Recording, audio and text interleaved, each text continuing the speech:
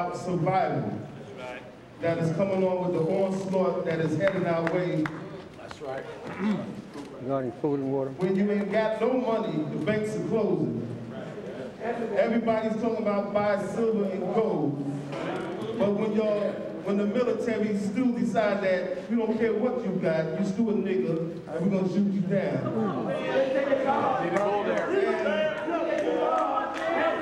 When we keep saying this is our land and they saying it's not our land and everybody ain't ready to fight, what is the plan to tell all these people to go back home where they can know what to do now to stop for survival for the onslaught that's heading our way? I want you to answer this question, and I want you to answer it specific. I want you to be good about it and not too long. Let's go. I think I've been very good in not being too long. First of all, it doesn't matter that they tell you that this isn't your land. You know that it is your land. What you need to do, what we need to do, is start acting like it. Right. All right? There's a principle across the entire planet. It's called nationality. It comes from natality, natal, as in birthrights. This is your land. If we were to do what we need to do, which is to nationalize our own land, and as you said, tell them to go home. But we won't stand up and do that. One, we don't know what nationality is. Two, we don't seem, a lot of us have not been interested in finding out what it is, yet we all know we have one. We all know we're born with birthrights, but we won't get into what that is. Three, if we were to come together, it appears that we have agreed on a lot of things tonight, so let's agree on nationalizing what is ours. Meaning anybody that's not from here cannot stay here and suck on the breast of your mother earth. They have to go. That's what we collectively can do, and then we can plant the seeds in the ground, our ground, and feed ourselves, because Mother Earth and whoever you think your God is tired of us talking about who's going to feed us when we can just drop the seed in the ground. That's why we're having these horrible things happen to us, because we are out of nature, out of harmony with nature. Plant the seed. If anyone has any land, you need to be talking to them about beginning to do such a thing, otherwise you will perish. Good brother, Brother Dennis, answer this question. And once we move on, what are you going to do in the onslaught of hell on earth in North America? What do you do to keep hell on earth off of you? That is the question. Right now, the love that we have in this room, if we translate it into unity, we will survive the onslaught. I was talking to an old lady who lived during the Depression, old black woman. She said they didn't even know there was a depression because she had nothing when the Depression started and she had less when it ended. It didn't matter. So those of us that are not with our leg cocked up against the wall of Babylon, we don't have to worry about it falling. It's only if we're connected to it. The love, the spirit, the energy, the genius, and the beauty right here is what we need to survive. With brothers like Ben Potter, this brother from Chicago, and all these brothers and sisters here, we don't need your goddamn banks. We don't need your credit unions. We don't need your Wall Street. We pray every day that you bastards go back to the hell in the cave that you came from. We don't need that. Okay? These people are going to be eating their babies in 3 weeks. So what you need is unity. That's the only thing, and Ben Potter has been preaching it for 35 years. Unity, unity, unity. Organize, organize. When you see somebody that looks like you love them, and give them a half that bottle of water you got. I want to ask a question. I don't want to pass another mic, don't pass nothing. I want to answer that.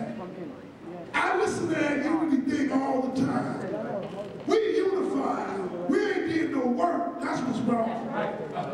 You see, we unified. We the most unified people on the planet. This is where you work.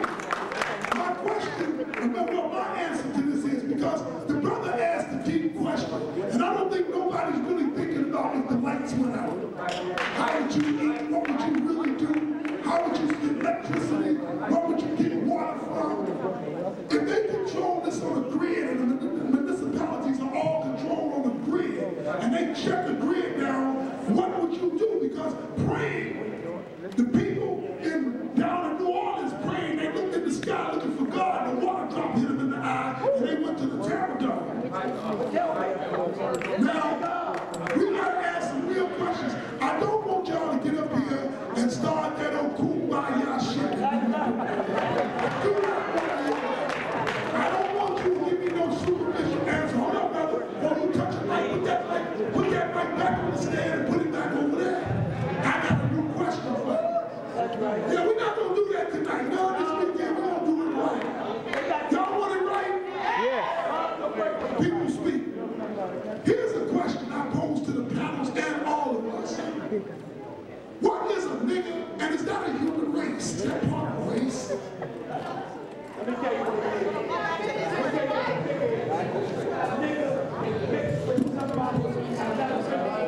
What is the nigga? Listen to the question. I know you want to talk about survival. You come to the Zoo Nation anniversary and you come to the panels with the boys that they have down there during the week, and we will talk about that. What we're going to ask right now is, who were you before 1492? That is what we came here for. That is what we're going to stick to right now. And I'm asking a question. What is a nigga? And is it a part of the human race? No, it's not. Okay. Hold on, brother. You ain't got the mic. Out of respect. All right, two things I would like to say about when we use language. After the colonization phase, many of the terms that we use to describe ourselves were reproduced and given a psychological underpinning that was considered what we consider dysfunctional or negative. A naga, negus, niggas, neger were all words that we used to describe ourselves prior to 1492. The negus was the king of Abyssinia. The nagas were the ancient Moors that were from India.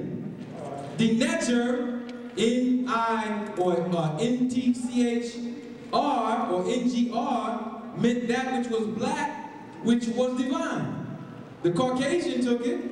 Negro became dead, necro, all these things. The most important thing I have to say about this is the psychology. They hate us because of who we are. Biochemically, they do this because they cannot escape from who they are. And we must understand what Dr. Richard King, this is the last point, stated, the African psychiatry, what is the book? African Origin of Biological Psychiatry. Read that book and you will understand the cognitive words that have been switched, and now we think that they are negative denotation, when in fact when you do the etymology, they have the correct explanation. So we have to look at language and to put our emphasis and mindset on it and not what they say. They are what they say. Anybody else want to answer that? Who is the nigger, and is it part of the human race? Nigger. Somebody give the mic. You want to answer that question? Anybody want to answer that question? Somebody guide that mic to him back there. Okay, I'm gonna answer the question. I'm sorry, I heard somebody. Nigger, what I'm doing is what you do. Look in your Oxford dictionary. Nigger comes from troglodyte nigger. It is the scientific name of Anthropopithecus, which is the gorilla and Negro Yavera Arebo monkey species. It also applies to the caveman, the Paleolith, or what you call Neanderthal. Now, what it means is black chimpanzee monkey. That's all it means. And it's an anthropoid. It does not apply to the human family. However, the human family did do some hybrid experiments in the Great Pyramid of the Sun in Mexico, which is over 24,000 years old, which is that hybrid that made the Albion or the Paleo, and he didn't peel off of the wall. He's a hybrid, that's the European. That's it. That's who the Negro is. Anybody else on that question?